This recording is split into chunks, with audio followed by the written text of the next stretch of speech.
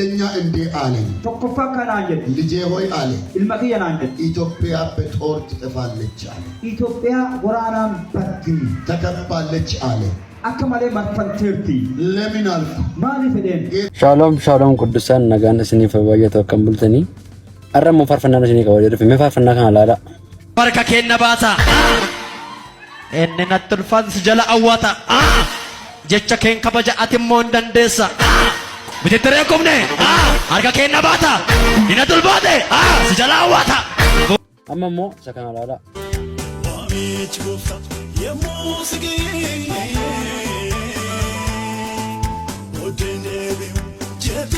Fiilmii Gogmaa Gog jedhamu kuni akka addunyaatti akka hin laallamne dhoowwamee ture. Ciruma akka hin laallamne godhamee jira amma jechuudha. Fiilmiin kuni Gogmaa Gog jedhama. Gogmaa Gog immoo baay'een keessan hin beektu kiristaanota warri taatan warri macaafa qulqulluu mul'ata Yohaannis fa'aa keessa sirriitti dubbistan hin beekna jechuudha. Inni maalidhaa? Bara dhumaa keessa lolli guddaan akka jiru sanyiiwwan biyya lafaarratti hafan akka bineensi wal ficcisiisu. Yooyaa shamaa kam jirtu nagaaf jaalali waaqayyo bakka jirtan hundumaatti isiniif haa baay'atu ku YouTube channel boonsaa addisuu guuteetii haaraa yoo taatan subscribe gochuudhaan maatii keenyatti dabalamaa viidiyoowwan nuti yeroo yerootti gadhiisnu dafanii akka isin ga'anii fi mallattoo belii banaa gochuu hin dagatina. Viidiyoo reakshinii kan biraatiin deebinee dhufne jirra. Dhaggeeffattoota keenya YouTube channel kanaaf miseensa kan taatanii baga nagaan dhuftanii asumaan isin galateeffachuu barbaanna waan nu hordoftaniif waan yeroo hundumaayyuu laayikii gootanii fi subscribeis waan gootaniif baay'ee isin galateeffanna jechuudha. Share gochuudhaan immoo YouTube kun akka guddatuu fi deeggarsa keessan nutti argisiisa. Viidiyoo kana laayikii godhaa. Yaada yoo qabaattan immoo koomentii irratti nuuf barreessaa jechuudha. Haga xumura sagantaa keenyaatti nu waliin turaan affeerraa keenya jaalalaati. Jalqaba viidiyoo kana irratti ergaa sagalee waaqayyoo keessaatti iddoo tokko isiniif dubbisnaa. Innis tokkoffaa Yohaannis boqonnaa 4 lakkoofsa 16 fi 17 akkas jedha. Kanaafuu jaalala waaqni nuuf qabu beekneerra amanneerras. Waaqni jaalala. Namni jaalalaan jiraatu Waaqa keessa jiraata. Waaqnis isa keessa jiraata. Nus akka guyyaa murtiitti jajabina qabaannuuf karaa kanaan jaalalli nu gidduutti guutuu ta'eera. Nu addunyaa kana irratti Yesuusiin fakkaannaati jedha. Nuti addunyaa kana irratti maal fakkaannaa? Yesuusiin fakkaannaa jedha. Kanaaf namni jaalala of keessaa hin qabne Waaqayyoon beekuu hin danda'u. Kana dubbisaa jiru kitaaba qulqulluu hiikaa ammayyaa isa haaraa isa jedhuudhaan dubbisaa jira. Tariitii yoo jechisaa isa duraa sanarraatti gargar ba'ee jechuudha. Kanaaf ergaan lakkoofsa luqqisii kanaa Waaqayyoo jaalaladha. Kanaaf ati nama jaalalaa ta'uu qabda. Jaalalli si keessa yoo hin jiraanne Waaqayyoon beekuu hin dandeessuudha.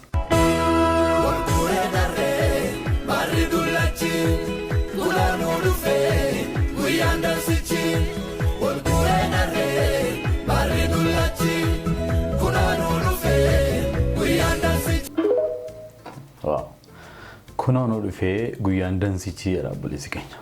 Namni hamma dhumaatti cimee dhaabbatu inoolaa jedha macaafni qulqulluun.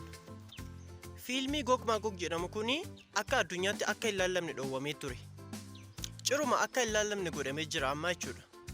Fiilmiin kuni Gogmaa Gog jedhama. Gogmaa Gog immoo baay'een keessan hin beektu kiristaanota warri taatan warri macaafa qulqulluu mul'ata Yohaannis fa'aa keessa sirriitti dubbistan hin beekna jechuudha. Inni maalidhaa? Bara dhumaa keessa lolli guddaan akka jiru sanyiiwwan biyya lafaarratti hafan akka bineensi wal ficcisiisuudhaaf lolli guddaan akka banamudha macaafni qulqulluun kan ibsu jechuudha waa'ee Gogmaa Gog kana irratti. Warroonni fiilmii kana hojjetanii waa'ee Gogmaa Gog kana sirriitti keessa gadi galaniitu akkamitti akka dhufu kaaraaktera isaa hunduma isaa fidaniitu bara dhumaa keessa wanti Gogmaa Gog jedhamu kun lolli guddaan kun akkamitti akka dhufu hunduma isaa ajjisti godhanii sirreessaniitu hojjetan warri fiilmii kana hojjetan jechuudha. Fiilmiin kun immoo akka hin laallamne kan godhanii maaliifidha yoo jettanii icciitii guddaa qabatee jira. Namoonni baay'een akka hin dammaqne akka nyaatamaniif akka shawwadamanii akka hubannoo isaa sirriitti hin arganneef namoota hedduu jalaa dhoksuudhaaf fiilmiin kun akka hin laallamne dhorkanii jiru. Kanaaf ani kanas niin jedhu wanta kamittuu hubannoo qabaachuun nu barbaachisa waan ta'eef mee waan hundaafuu fiilmii kana xiqqoo ishii ilaalame daawwadhaa.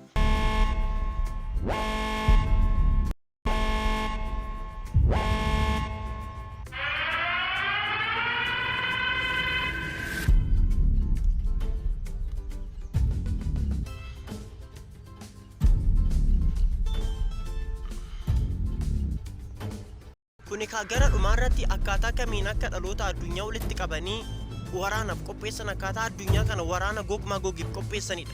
Gabaabumatti kan ibsu. Kanaaf kana dhaloonni akka nu banneef jedhaniitu nu jalaa dhoksuu yaadaniitu isin immoo waan hundayyuu amma isinii waa'ee gogmaa kana googilii irra galaatii sarchi godhaatii hubannoo isaa sirriitti fudhadhaadha. Kanaaf waan kamiif immoo qonnaan asirraa waan addaa yoo jiraatu sheeriin sin godha. Viidiyoo darbe irratti waa'ee gogmaa guugiin hojjedheen ture. Namoonni sobadha jettan turtaniittu keessumaa koomandiin tokko meerre viidiyoon isaa yookaan meerre fiilmiin isaa jetteetta. Sababuma yuutiibiitiin ho'isuuf jettanii akkas guutuu jettan garuu dhugaan isaa akkas miti. Fiilmiin kun akkuma amma agartanii jira yuutiibii irra jira intarneetii irra jira jechuudha achirraatti argachuu dandeessu guutuusaa tarii guutuunsaa jiraachuu dhiisuu danda'a garuu beeksisaa jira intarneetii irra jira jechuudha. Mata dureen fiilmichaa is The King is Return jedha when the King is returning jedha. So garuu waa'ee gogmaa gogiin baruudhaa fi macaafa qulqulluuraatii keessumaattis qeelba qonnaa 38 guutummaa isaa dubbifachuu dandeessu. Inni kan biraan immoo mul'ata boqonnaa 20 lakkoofsa 8 dubbifachuu dandeessu. So meesanii dubbisuun mul'ata boqonnaa 20 lakkoofsa 8 akkas jedha. Inni saba golee lafaa arfan keessa jiran gogiin maagogiinis guwwomsuudhaaf lolaaf walitti isaan qabuudhaaf hin ba'a. Lakkoofsi isaanis akka cirracha galaanaatii jedha. Hisqeel boqonnaa 38 irraa immoo akkas jedha. Waa'ee Goog irratti raajiin dubbatamuu isaadha mata dureenii.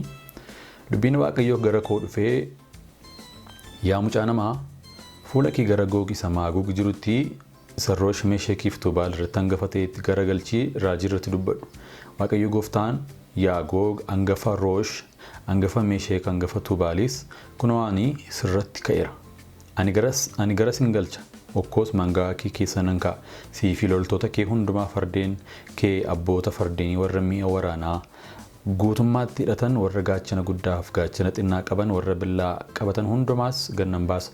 Warri Faaresiif warri Kush warri Fooxees isaanii wajjin jiru hundumti isaanii gaachanaa fi maddaa sibiilaa qabu.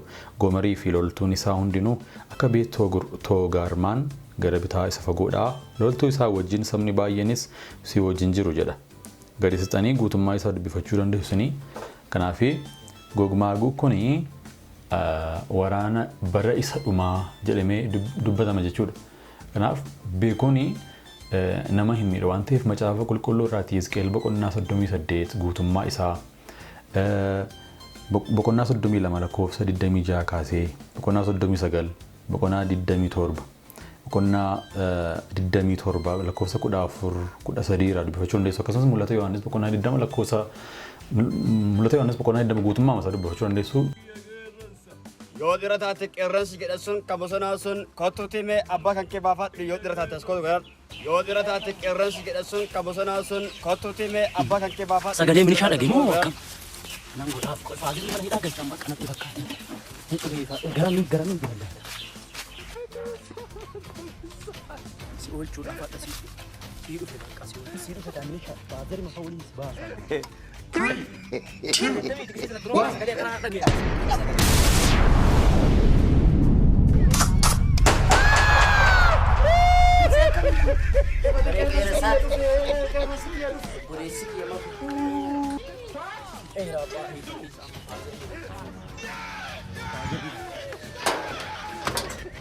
Azari, gertani. Kota, senang bisu. Kota.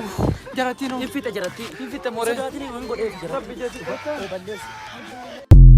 Shalom Kudusan nagaan isiniif baay'atu akkam bultanii. Arramoo faarfannaan isinii qaba jedhu mee faarfannaa kana laala. Barka kenna baata. Inni natti ulfaatu si jala awwaata. Jecha keen kabaja ati immoo hin dandeessa. Bitittiree kumne harka kenna baata. Inni natti ulfaate si jala awwaata. Amma immoo isa kana laala.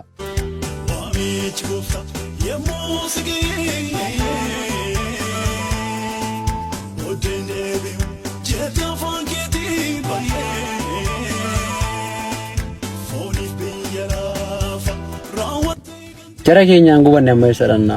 Faarfannaan yeroo kana hafeem.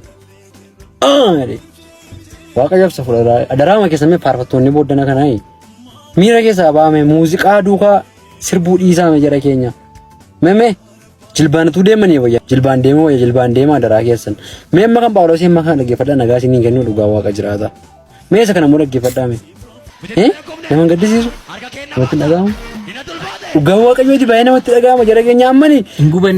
Hin gubannee min sitti mun danda'u man. Ibiddarra nu kaani. Ilaa mee faarfannaa booddana kana jechuudha amman. Tokkoo isaa qabachaa hin jiru hin beeku. Dhugaa waaqa jiraataa faarfannaa tokko hin beekon. Baacaa faana gaafadhaa, addisuu faana gaafadhaa, kapaa faana gaafadhaa. Isaan malee isin qaban. Dhiifama naa godhaa malee. Guyyaa lama sadii booddee nama keessaa bada bakka. Guyyaa lama sadii booddee nama keessaa bada hin jiru. Dhugaa waaqa jiraataatiin. Naan qabaman manaaf walaloon isaaniis yeedaloon isaaniis naan galu. Maal jara keenya maal taatan dhiisaa akkasiin taanu. Jilbaan deemaa meme. Jilbumaan deemaa daraa waaqa jiraata. Kanumaan jedhadhaa waan biraan dubbadhoon jilbaan deemaa. Maaliif faarfannaan keessa nuuf qabamu nuuf godhu faarfannu. Faarfannaan si durii waan beekna malee waan tokko hin beeknu qaama. Akka kootti hin beekon. Hiriyoonni koo baay'een isaaniis hin beekan. Natti himatu yeroo baay'ee dhiisaa.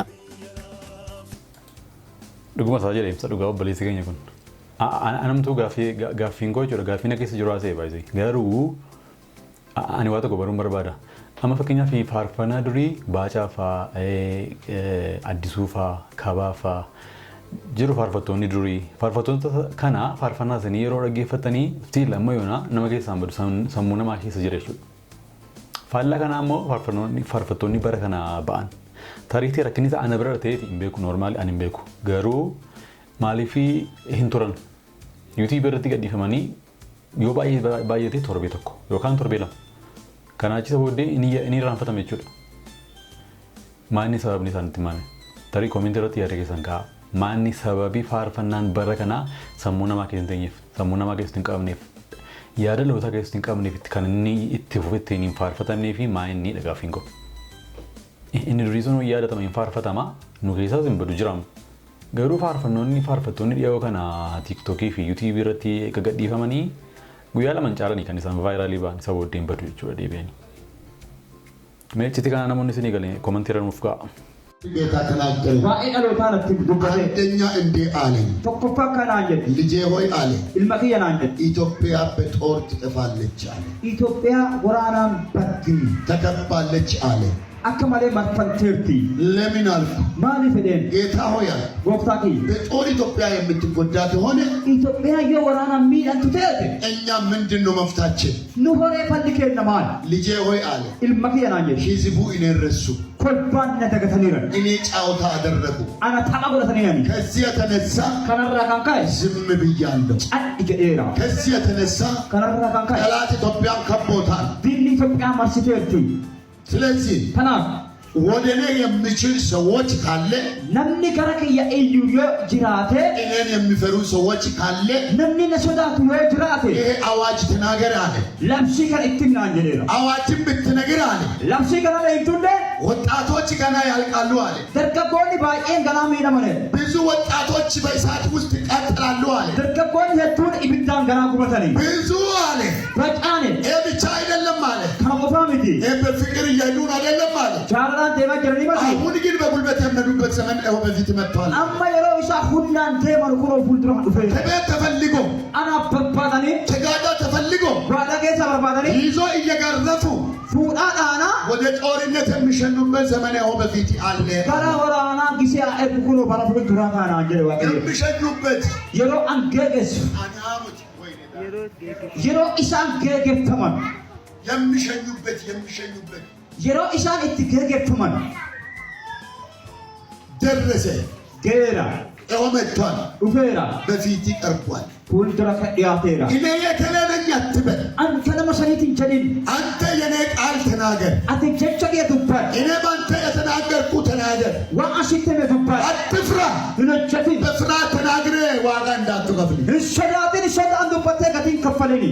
ዋጋ ውስጥ አንተ እሳት ውስጥ እንዳትገባ Ati ibidda keessa akka hin seenne ከሰሙ ወደ እኔ ይመለሱ yoo dhaga'an gara kiyya deebi'anu እኔን ይፍሩ naa sodaatanu ቤቴን ይፍሩ mana kee sodaatanu ቤቴ ተደፈረ manni kiyya daffarameera ልጆቼ ተደፈረ ijoollee kiyya daffaramteerti. ድፍረት ውስጥ ገብቷል ኢትዮጵያ Gajjabeena keessa seenteerti Itoophiyaan. ከዚህ የተነሳ ኢትዮጵያ ልጆች Kanaafuyyuu ijoolleen Itoophiyaa ለጦርነት ይሸኛሉ gara dirree waraanaatti geeggeeffamanii. ጦርነት ይበዛል waraana baay'ata. በፊት ያለ ዘመን bara fuuldura keenyaa ጦርነት ይበዛል። waraana baay'ata. ስለዚህ አንተ kanaafuu atiin ንገር፣ ittiin አዋጅ ንገር። labsii ittiin Kanaaf obboloota koo Waaqayyoon baroonni akka macaafni qulqulluun dubbatutti baroonni itti hammaachaa deemu jedha. Waraana hammaachaa deema, cubbuun baay'achaa deema, lolli baay'achaa deema, namni walirratti ka'aa deema. Kanaaf wanti nuti akka nuti miliqannu kan godhu tokko Waaqayyoon kadhachuudha, yaada Waaqayyoo keessa deddeebi'uudha. Yeroo hundumaa Waaqayyoon jabaannee kadhachuun nuuf mala jechuudha. Bara hamaa keessaa akka dabarruuf eegumsi Waaqayyoon wajjiniin haa ta'u.